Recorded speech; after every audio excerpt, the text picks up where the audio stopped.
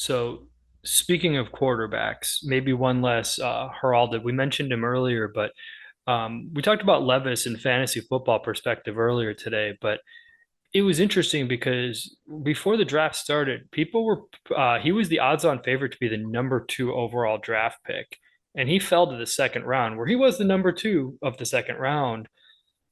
But what do you think happened that caused Will Levis to slide a full round in the draft this year?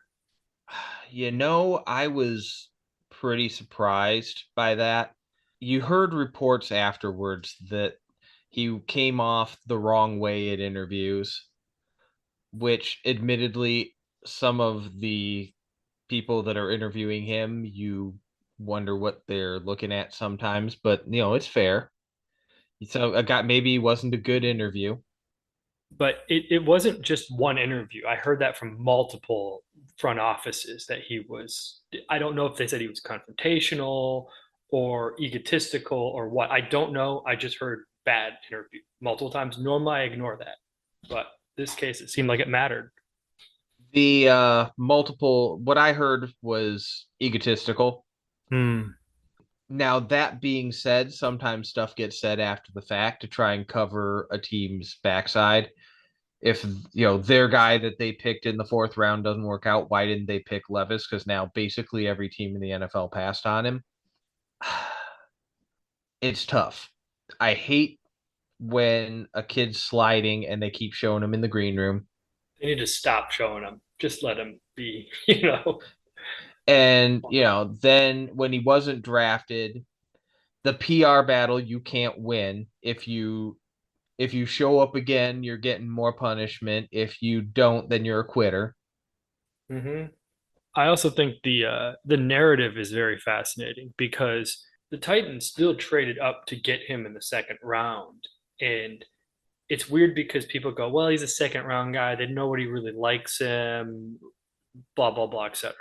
But if the Titans just stood pat at 11 and took him instead of Skoronski, people would have said, oh my God, what a steal. They got a top two, top four draft pick 11. This is incredible. That's right. But because he fell a full round farther and they got arguably the best offensive lineman in the draft, people are now questioning Tennessee for taking him.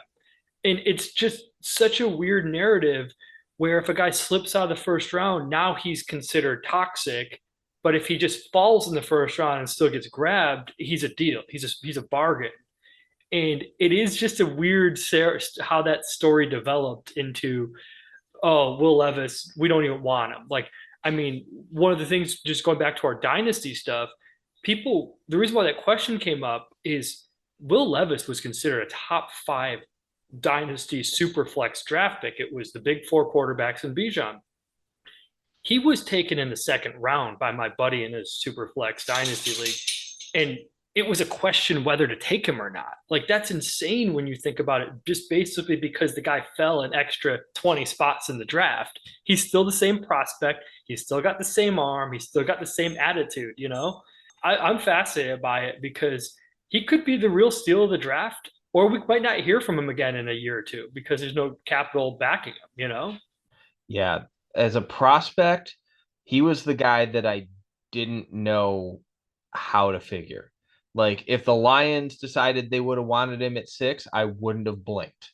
Well, I think that what's interesting to me is the Colts even said when they took Anthony Johnson at four, it was a hard decision between Richardson and Levis.